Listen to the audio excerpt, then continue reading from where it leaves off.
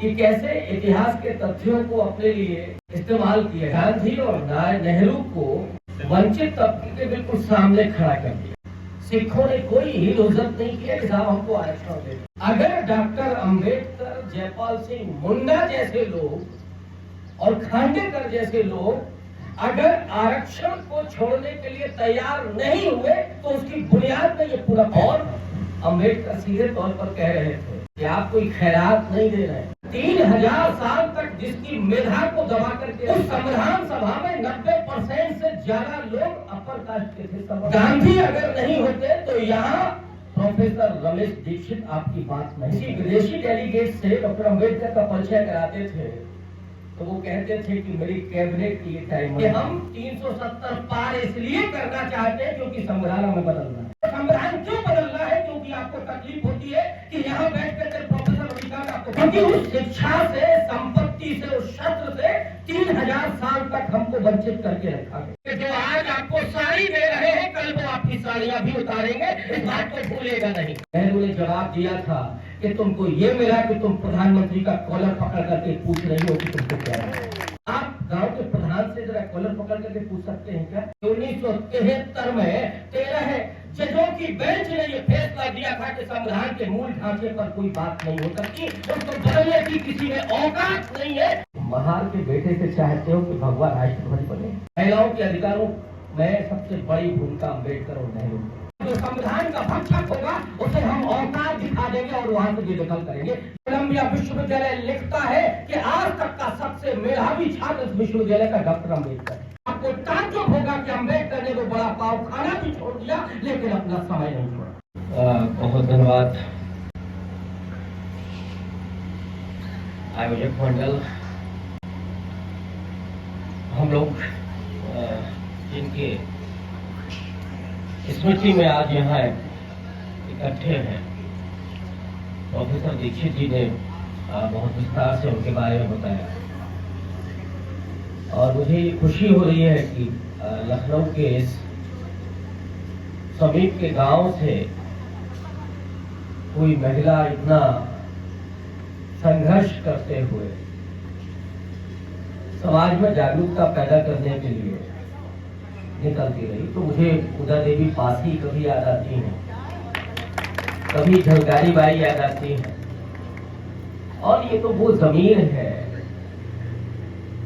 जिसने अंग्रेजों से लोहा लिया था। और अगर आप 1857 के उस आंदोलन को याद करें तो कानपुर से लेकर के और लखनऊ तक पासी समाज के बिल्कुल किसान और ग्रामीण लोगों ने अंग्रेजी फौज पर अपने घर से निकाल करके ढेले और पत्थर मारे और उसके बदले में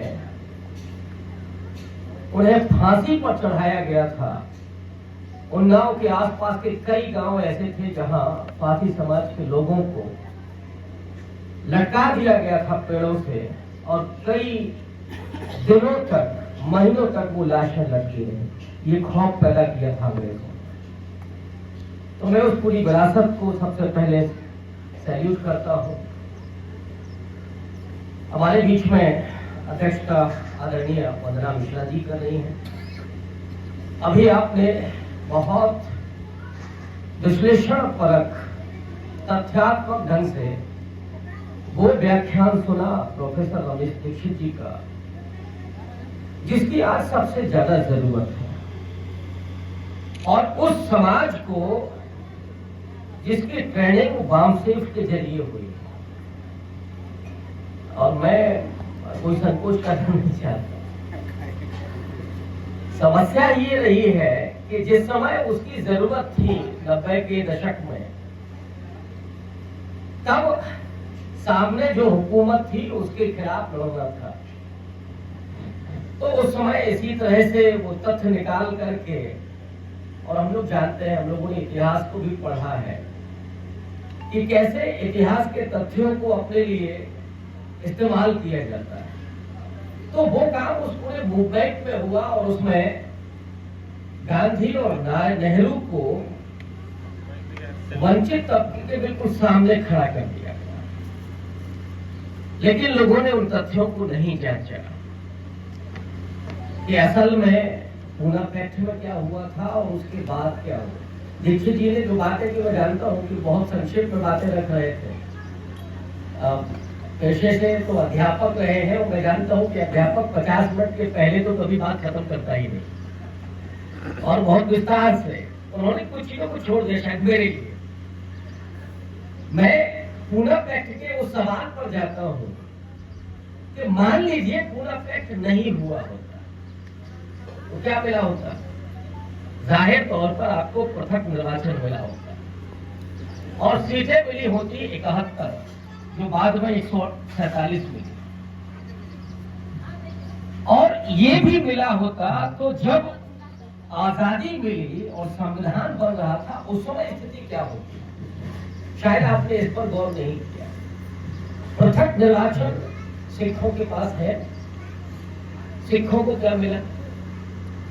विद्रोह करना पड़ा उनको, क्योंकि आप एक राष्ट्र बन रहे थे और उस राष्ट्र निर्माण की प्रक्रिया में बहुत सारे प्रावधान ऐसे थे, बहुत सारी सुविधाएं ऐसी थी जो अंग्रेजों के जरिए मिली थी, उनको छोड़ना पड़ा। सिखों ने कोई ही इज्जत नहीं किया कि साहब हमको आरक्षण दे दें। यहां तक कि मुसलमानों के आरक्षण का भी सवाल आया था, लेकिन उन्होंने कहा कि नहीं, हमको नहीं चाहिए, हमको एक और विभाजन नहीं चाहिए। लेकिन अगर डॉक्टर अंबेडकर, जयपाल सिंह मुंडा जैसे लोग और खांडेकर जैसे लोग अगर आरक्षण को छोड़ने के लिए तैयार नहीं हुए तो उसकी बुनियाद में ये पूरा पैक्ट था और संविधान सभा ने उसको एक्सेप्ट किया। और अंबेडकर सीधे तौर पर कह रहे थे कि आप कोई खैरात नहीं दे रहे, आपके पुरखों ने जो 3000 साल तक इस समाज के साथ किया है कभी उनको मौका ही नहीं दिया। जो डॉक्टर राम मनोहर लोहिया कहा करते थे कि मेरिट से अवसर तय नहीं होते हैं, अवसर से मेरिट तय होती है। जब तक अवसर नहीं मिलेगा तब तक मेरिट कैसे पता चलेगी? और आज ये देश देख रहा है कि जो 3000 साल तक जिसकी मेधा को दबा करके रखा गया और क्या क्या जुल्म थी, क्या क्या ज्यादतियां थी। जिस केरल का जिक्र किया सबने, उसी केरल में दलित वंचित तबके की महिलाओं पर स्तन टैक्स लगाया जाता था कि वो अपना स्तन ढक करके नहीं निकल सकती थी। ये जुल्म चल रहा था। सड़क पर आप नहीं निकल सकते थे, दिन में आप नहीं निकल सकते थे, आपकी छाया से भी जो अपवित्र होते थे उन जुल्मों को पूरा याद दिलाया डॉक्टर अंबेडकर ने कि हमें वो मुआवजा चाहिए जो आपने हमारी मेधाओं को दबा करके कुचल करके रखा है, इसलिए हमको आरक्षण चाहिए। और पूरे संविधान सभा ने आम सहमति से उस आरक्षण पर मोहर लगाई। इसलिए मैं उस बात को भी एंडोर्स करता हूं जो अभी सर ने कहा कि ये जो संविधान है वो पूरे संविधान सभा की आम सहमति से बना और उस संविधान सभा में 90% से ज्यादा लोग अपर कास्ट के थे, सवर्ण तबके के थे। और वो कह रहे थे कि नहीं, ये जो जुल्म जाति हुई है उसके एवज में इन तबकों को आरक्षण मिलना चाहिए। और मैं थोड़ा गांधी को दूसरे ढंग से देखता हूं। गांधी अगर नहीं होते तो यहां प्रोफेसर रमेश दीक्षित आपकी बात नहीं कर रहे होते। अचानक पूछ करके वो सरदेव की जिक्र कर रहा, और जितनी बातें उन्होंने की है कि चाहे संविधान सभा में डॉक्टर अंबेडकर को ले जाने का मसला हो, वो किसने परामर्श दिया था? गांधी ने। नेहरू ने हर विधान पर अंबेडकर का जी भर के स्वागत किया। और मुझे तो याद आता है कि जब वो किसी विदेशी डेलीगेट से डॉक्टर अंबेडकर का परिचय कराते थे तो वो कहते थे कि मेरी कैबिनेट की डायमंड है। तो जो व्यक्ति डॉक्टर अंबेडकर को अपनी कैबिनेट के डायमंड के रूप में परिचित कराता हो, लेकिन जो लोग आज चाहते हैं कि आप सब कुछ भूल जाइए, उन्होंने ये सारा प्रपंच रचा और आज वो यहां तक पहुंच गए हैं कि डंके की चोट पर कह रहे हैं कि हम 370 पार इसलिए करना चाहते हैं क्योंकि संविधान हमें बदलना है। मैं माफी चाहता हूं आपसे, बिना राजनीति के ये बात नहीं हो सकती। क्यों 370 पार चाहिए आपको? क्योंकि आपको संविधान बदलना है। और संविधान क्यों बदलना है? क्योंकि आपको तकलीफ होती है कि यहां बैठ कर प्रोफेसर अधिकार आपको भाषण दे, क्योंकि किसी विश्वविद्यालय में वो आपको पढ़ा रहा है, किसी कॉर्पोरेट में जाकर के वो नौकरी कर रहा है, आपके बगल में कुर्सी पर बैठ गया है। तकलीफ आपको संविधान से इसलिए है। संविधान को ही मिटा दीजिए, आरक्षण बचता कहां से? अब तक नहीं आरक्षण की बात। आरक्षण को तो उन्होंने पहले ही बीमारी बना दी। जिस तरीके से नियुक्तियां हो रही, सरकारी नौकरी ही खत्म कर लीजिए आप। असली जो लड़ाई है इस समय वो संविधान को बचाने की है। संविधान बचेगा तो आरक्षण बचेगा, संविधान बचेगा तो आपके अधिकार बचेंगे, संविधान बचेगा तो आपके अवसर बचेंगे। क्योंकि जो बच्चों को शिक्षा आपको देनी है, और बाबा साहब बार बार कहते थे कि हमारे समाज का उत्थान कैसे होगा? उस शिक्षा के जरिए, क्योंकि उस शिक्षा से, संपत्ति से, उस शस्त्र से 3000 साल तक हमको वंचित करके रखा गया। और मैं तो कई बार महिलाओं से कहता हूं, दलित समाज से कहता हूं कि जिससे आपको वंचित करके रखा गया है उसके लिए सबसे पहले लड़ाई लड़नी है। आपको शिक्षा पहले हासिल करनी है, आपको संपत्ति पहले हासिल करनी है और जी भर के सदा समझना शुरू कीजिए। लेकिन उसके लिए प्रयास वो करना होगा कि आपको अपने बच्चों को पढ़ाना होगा। शिक्षा वो शेरनी का दूध है जो जितना पीता है वो उतना दहाड़ता है। आपको शेर बन के जीना है या गीदड़ बन के जीना है? वरना उन्होंने तो आपको किनारे पर लगा दिया है कि आप घोषणाओं के बल रेंगते रहे। और जो अम्बेडकर, नेहरू और गांधी ने आपको दिया था वोटिंग राइट, उसको भी धीरे धीरे खत्म कर दिया जाए। एक वक्ता ने कहा कि आपको एक कुल्हड़ दारू पर आपका वोट हासिल करना है, आपको एक साड़ी दे करके वो वोट हासिल कर रहे हैं। लेकिन हमारी महिलाओं को, बहनों को ये याद रखना पड़ेगा कि जो आज आपको साड़ी दे रहे हैं कल वो आपकी साड़ियां भी उतारेंगे, इस बात को भूलेगा नहीं। जो आपको शराब पिला रहे हैं कल वो आपको खून की उल्टियां भी करवाएंगे, इस बात को भी याद रखिएगा। क्योंकि उनके दिमाग में तो पूरा खाता है। उनको बड़ी तकलीफ है कि 75 साल में जो हुआ, 3000 साल तक जिस मेधा को दबा करके रखा गया, लेकिन उन्होंने 50 साल 75 साल में पूरी दुनिया में सबसे तेजी से उत्थान करने का वो पूरा अपना अवसर दिखा दिया। दुनिया का कोई समाज ऐसा नहीं है जिसने केवल 75 साल में इतनी बड़ी उपलब्धि हासिल की हो, वो हिंदुस्तान का दलित है। और इसलिए उस ताकत को समझिएगा। वो ताकत हमारे वोट की ताकत है। लेकिन हमारे बीच में कुछ ऐसे लोग भी हैं, हमारे ही लोग हैं, जो आपको पूरा वही दिखाते हैं कि चल रहा है टेलीविजन पर। और वो क्यों दिखाते हैं?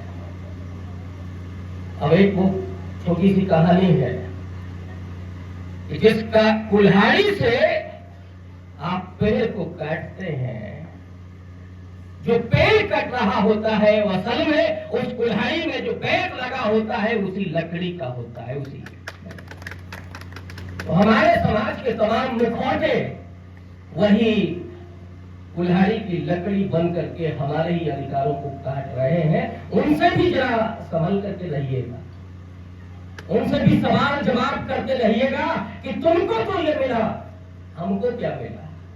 आज आपकी ये भी हिम्मत नहीं है। लेकिन नेहरू कितना डेमोक्रेटिक थे, उसी पार्लियामेंट के बाहर निकल करके एक बुढ़िया, एक बुजुर्ग महिला जिसी लखनऊ की थी, और उन्होंने नेहरू की कॉलर पकड़ करके पूछा था कि आजादी के बाद तुम तो प्रधानमंत्री बन गए, मुझे क्या मिला? नेहरू ने जवाब दिया था कि तुमको ये मिला कि तुम प्रधानमंत्री का कॉलर पकड़ करके पूछ रही हो कि तुमको क्या मिला। आज हिम्मत है क्या? छोड़ दीजिए किसी प्रधानमंत्री को, किसी मंत्री को छोड़ दीजिए, किसी विधायक को छोड़ दीजिए। आप गांव के प्रधान से जरा कॉलर पकड़ करके पूछ सकते हैं क्या है हिम्मत। ये हिम्मत इसलिए थी क्योंकि उस समय आपको ये बताया जा रहा था कि ये जो वोट की ताकत है वही आपको जनार्दन बनाती है, वही आपको इस संविधान का रक्षक बनाती है, वही आपको इस देश का मालिक बनाती है। लेकिन आपको मालिक बनना नहीं है, आपको नौकर बन के रहना है शायद, और इसीलिए आप सब कुछ भूलते जा रहे हैं। दोस्तों, जिस संविधान पर आज खुलेआम खतरा है, और कोई आज पहला व्यक्ति नहीं है जिसने कहा, अनंत कुमार हेगड़े, मैं नाम लेकर के कह रहा हूं, कर्नाटक का भाजपा का सांसद मंत्री का, जिसने कहा कि हमको 370 पार इसलिए चाहिए क्योंकि हमें संविधान को बदलना है। ये पहली आवाज नहीं है। उसके पहले वो आर्थिक सलाहकार परिषद का अध्यक्ष विवेक देवराय भी यही बात कह रहा था, प्रधानमंत्री के आर्थिक सलाहकार परिषद का अध्यक्ष, 15 अगस्त को। उसके पहले 8 अगस्त 2023 को जो चीफ जस्टिस ऑफ इंडिया रहे थे, वहां से निकल करके राज्यसभा में चले गए रंजन गोगोई, उन्होंने भी कहा था कि जो संविधान का मूल ढांचा है उस पर बहस होनी चाहिए।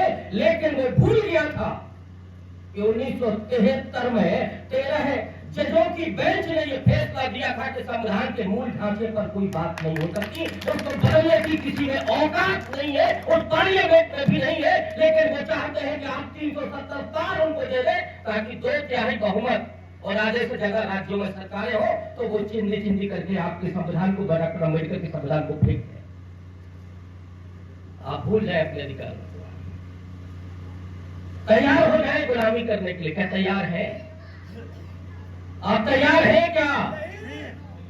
तो फिर इस खतरे को समझना होगा और इसका मुकाबला करने के लिए अगर आपको आज ही सेक्रीफाइस करना पड़े, बलिदान करना पड़े, हमारे पुरखों ने कितना बलिदान किया है, हम एक पीढ़ी और संघर्ष करने के लिए तैयार हैं, एक पीढ़ी हम और खोने के लिए तैयार हैं। इसलिए सड़क से लेकर के और राजमार्ग तक हम उस लड़ाई को लड़ेंगे। ये लड़ाई सिर्फ दलितों की नहीं है, पिछड़ों की, आदिवासियों की। क्या हो रहा है आदिवासियों के साथ?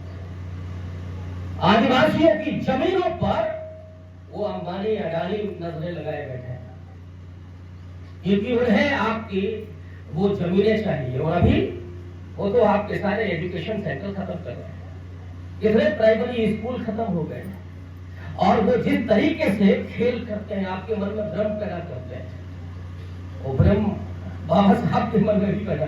इसमें दीक्षित जी ने कहा कि 90 साल के स्वाधीनता आंदोलन में हजारों लाखों लोग शहीद हो गए, फांसी पर चढ़ गए। इसके बाद वो आजादी मिलती है, लेकिन आजादी के प्रतीकों पर वो आज भी वो आंख गड़ाए बैठे हैं कि आपका चाहे तिरंगा हो, चाहे राष्ट्रगान हो, और एक पर आप बात कीजिएगा। तो 20 को इसीलिए भगवा लहराए जा रहे थे ताकि 26 जनवरी को तिरंगा कहीं उस ठिठुरती हुई सर्दी में कहीं कोने में टिकता हुआ दिखाई पड़े, और आप भूल जाए उसको धीरे धीरे। और ये आज का मामला नहीं है। बाबा साहब अम्बेडकर जब दिल्ली से मुंबई गए थे और उसके ठीक बाद संविधान सभा में राष्ट्रध्वज पर चर्चा होनी थी, जब वो एयरपोर्ट पर थे और वापस आ रहे थे, हिंदू महासभा के 2 लोग पहुंचते हैं और अम्बेडकर से कहते हैं कि डॉक्टर अम्बेडकर, संविधान सभा में राष्ट्रध्वज पर चर्चा होनी है, जरा भगवा की बात कीजिएगा। अम्बेडकर ने मुस्कुराते हुए कहा, एक महार के बेटे से चाहते हो कि भगवा राष्ट्रध्वज बने? ये अब आपकी जिम्मेदारी है कि जो बात कही थी डॉक्टर अम्बेडकर ने मुस्कुरा करके, एक महार से चाहते हो कि भगवा राष्ट्रध्वज बने, लेकिन आज वो आपकी आंखों पर इसी भगवा की पट्टियां बांधना चाहते हैं। उसको सचेत होना पड़ेगा आपको कि उसके बाद जो तिरंगा बना हमारा, उस तिरंगे के बीच में जो बौद्ध धर्म का चित्र परिवर्तन है, जो तीलियां है, जो समानता का प्रतीक है, जो प्रगति का प्रतीक है, उसको अवरुद्ध करना चाहते हैं और भगवा को लाना चाहते हैं। ये सारे खेल आपके उसी आरक्षण को बिठाने के लिए है कि आप राष्ट्रध्वज को भूल जाएं। मैंने तो हाई स्कूल तक ये सुना था कि जो राष्ट्रगान में जो स्तुति की जा रही है वो ब्रिटेन के राजा की जा रही है। और ये आज से नहीं, ये इनका जो ख्वाब है 1925 से जब से ये शुरू हुए कि कैसे इस देश के संविधान को खत्म करके एक हिंदू राष्ट्र का संविधान बनाया जाए, जिस तरफ इशारा किया दीक्षित जी ने। ये पहली बार जब मुखर होकर के इन्होंने जो लिखा था, 26 नवंबर 1949 को भारत का संविधान पारित होता है और 25 नवंबर को जो डॉक्टर अंबेडकर ने भाषण दिया था, मेरा सबसे निवेदन है कि आप लोग उस भाषण को जरूर पढ़िएगा। शायद 20वीं शताब्दी के 10 सर्वश्रेष्ठ जो भाषण है उसमें से वो डॉक्टर अंबेडकर का भाषण है, इसलिए उसको जरूर पढ़ा जाना चाहिए। लेकिन 26 नवंबर के ठीक 3 दिन के बाद 30 नवंबर 1949 को आरएसएस ने अपने मुखपत्र ऑर्गेनाइजर में लिखा कि ये संविधान में कुछ भी भारतीय नहीं है। और क्यों नहीं है? क्योंकि इसमें मनु की संहिताएं नहीं है। और मनु की संहिताओं का मतलब अब आप समझ सकते हैं कि जो महिलाएं हमारे बीच में बैठी हैं, उनको ये अवसर कैसे मिला? तो संविधान के जरिए डॉक्टर अंबेडकर ने जो किया था, और वो समय ब्रिटिश हुकूमत में बतौर श्रम मंत्री समान काम के लिए समान वेतन, मातृत्व अवकाश और आगे चल करके हिंदू कोड बिल जैसे मुद्दे को उठाया था डॉक्टर अंबेडकर ने, और उसमें भी पूरी सहमति नेहरू की थी। बहुत सारे लोग इसको भी कहते हैं कि नेहरू ने साथ नहीं दिया डॉक्टर अंबेडकर का और इस पर रिजाइन कर दिया उन्होंने। वो शायद भूल जाते हैं कि उसी हिंदू कोड बिल को 3 अलग अलग हिस्सों में नेहरू ने पारित कराया 1955 और 56 में। लेकिन क्यों नेहरू ने साथ नहीं दिया था? मैं जरा ये बात जरूर बताना चाहता हूं। एक्चुअली जो लोग संसद पर पहला आक्रमण कर रहे थे गायों को लेकर के, इन्होंने गाय घुसा दी थी पार्लियामेंट में। जो लोग ये कह रहे थे कि एक महान का बेटा संविधान लिखेगा, इसके तरफ इशारा किया। जो ये कह रहे थे कि हमें बताएंगे कि स्त्रियां कैसे रहेगी, उसी हिंदू कोड बिल पर उन्होंने चुनौती दी कि पहले चुन करके आइए। पहला चुनाव नहीं हुआ था, पहला चुनाव होता है 52 में। पहले चुन करके आइए, उसके बाद ये फैसला कीजिए। नेहरू वहां चुप रह गए। उन्होंने सोचा कि आप चुन करके ही आएंगे तब हिंदू कोड बिल लागू करेंगे, और वही हुआ कि 52 में कांग्रेस पार्टी चुन करके आती है, नेहरू प्रधानमंत्री होते हैं, तो 55 और 56 में वो सारे अधिकार महिलाओं को मिलते हैं। महिलाओं के अधिकारों में सबसे बड़ी भूमिका अंबेडकर और नेहरू गांधी और जो लोग बंच ऑफ थॉट्स लिख रहे थे, मैं वैसे भूल-भाल कर क्या लिख रहे थे कि संविधान हमें स्वीकार नहीं क्योंकि उसमें कोई भारतीयता नहीं है, क्योंकि उसमें मनु की संहिताएं नहीं है। वो ये भी कह रहे थे कि हम वर्ण व्यवस्था और जाति व्यवस्था को इसी तरह से बनाए रखना चाहते हैं। क्या आपको स्वीकार है? क्या आप वर्ण और जाति के इस भेदभाव परक व्यवस्था को स्वीकार करने के लिए तैयार है? और अगर तैयार नहीं है तो यहाँ से सबक सिखाना होगा आपको कि अगर जो संविधान की रक्षा करेगा वही देश की पार्लियामेंट में पहुंचेगा, और जो संविधान का भक्षक होगा उसे हम औकात दिखा देंगे और वहां से बेदखल करेंगे। ये आपको ही करना है। ये आरक्षण ऐसे नहीं बचने जा रहा है। आरक्षण की समीक्षा करेंगे। ठीक कहा था बेन की समीक्षा तो इसकी होनी चाहिए कि क्लास 1 में अभी कितना आरक्षण लागू हुआ है। अभी तो इसकी समीक्षा होनी चाहिए कि न्यायपालिका से लेकर के और निजी क्षेत्रों में आरक्षण अगर लागू नहीं है तो वहां की व्यवस्था में रिप्रेजेंटेशन है कि नहीं है, इसका समीक्षा होनी चाहिए। इसलिए अगर आपको उस आरक्षण को बचाने की जरूरत है, और मैं फिर कहूंगा कि आरक्षण कोई खैरात नहीं है और आरक्षण किसी का हक भी नहीं मानता। वो जो अंबेडकर ने लिखा कि वो एक ऐसी सीढ़ी है कि जिसमें ऊपर जाने का अवसर तो है, जाति व्यवस्था, लेकिन नीचे जाने की कोई व्यवस्था नहीं।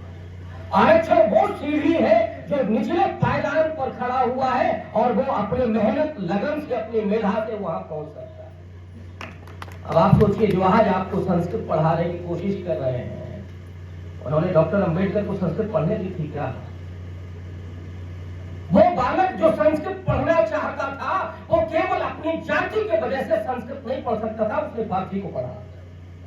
लेकिन वही अंबेडकर जब मुंबई से पढ़ते हुए आगे इंग्लैंड और अमेरिका पहुंचते हैं, कोलंबिया यूनिवर्सिटी पहुंचते हैं, जब अंबेडकर को वो अवसर मिलता है, उस अवसर के बाद कोलंबिया विश्वविद्यालय लिखता है कि आज तक का सबसे मेधावी छात्र इस विश्वविद्यालय का डॉक्टर अंबेडकर। हम उसकी संतान है, हमें फख्र है। लेकिन हर व्यक्ति अंबेडकर नहीं हो सकता। ये लोहिया ने लिखा कहीं कि जो लोग कहते हैं आरक्षण की जरूरत नहीं है, जो मेधावी होता है, देखिए अंबेडकर बन गया, उसने तो संविधान लिख दिया। लेकिन लोहिया ने बहुत स्पष्ट तौर पर लिखा है कि वंचित तबकों से जिन्हें अवसर नहीं मिल रहा है, उनमें से कोई एकाध ऐसा निकल सकता है, लेकिन हर किसी को ये अवसर नहीं मिल सकता। इसलिए जरूरत है, एक तो काजू खा करके वो सीएमएस में पढ़ेगा, और दूसरा है जो भूखे पेट होकर के प्राइमरी स्कूल में जाएगा, शाम को गाय भैंस चलाएगा, वो क्या कंपटीशन करेगा? कर सकता है कंपटीशन क्या? ये जो असमानता है, उस असमानता के खिलाफ ये आरक्षण है, उस समानता को स्थापित करने के लिए आरक्षण है। इसलिए इस बात को समझिएगा कि अंबेडकर को जब वो अवसर मिलता है, जब वो कोलंबिया विश्वविद्यालय के सबसे होनहार छात्र होते हैं, और वही अंबेडकर पढ़ाई भी कैसे करते हैं। कुछ बच्चे भी हमारे बीच में, खास करके माताएं तो हैं, कोलंबिया विश्वविद्यालय में पढ़ते हुए जब लाइब्रेरी में बैठते हैं अंबेडकर, तो उनके पास इतना भी वक्त नहीं होता है कि वो भोजन भी कर सके, और पैसा इतना नहीं था कि वो कैंटीन से जा करके खा सके। एक बड़ा पाव अपनी किताब में रख करके ले जाते थे, समय बचाने के लिए लाइब्रेरी में छुप करके खाते थे। एक दिन लाइब्रेरी ने पकड़ लिया, कहा कि आपको मालूम है कि लाइब्रेरी में आप बैठ करके खा नहीं सकते हैं। अंबेडकर ने कहा कि मैं समय बचाना चाहता हूँ, इसलिए बड़ा पाव यहाँ खाता हूँ। लाइब्रेरी ने कहा कि नहीं, ये नहीं चलेगा। आपको ताज्जुब होगा कि अंबेडकर ने वो बड़ा पाव खाना भी छोड़ दिया, लेकिन अपना समय नहीं छोड़ा।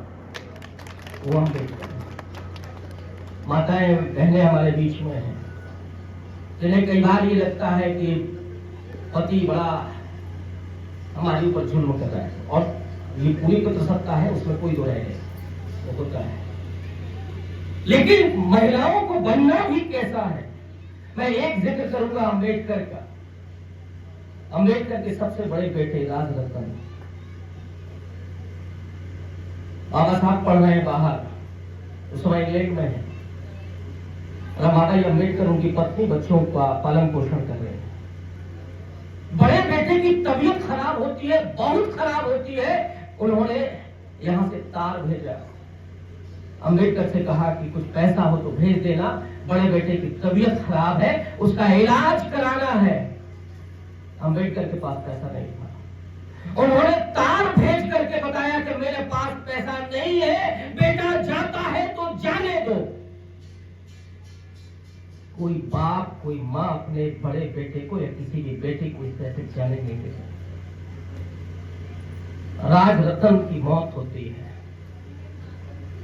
रमाबाई ने ऊपरे पाठ करके उनको भेज करके अंबेडकर को भेजा, मनी ऑर्डर किया कि मेरा पति पढ़ रहा है, और किसके लिए। और रमाबाई अंबेडकर ने बाबा साहब अंबेडकर से कहा कि एक बेटा तो जा रहा है आपका।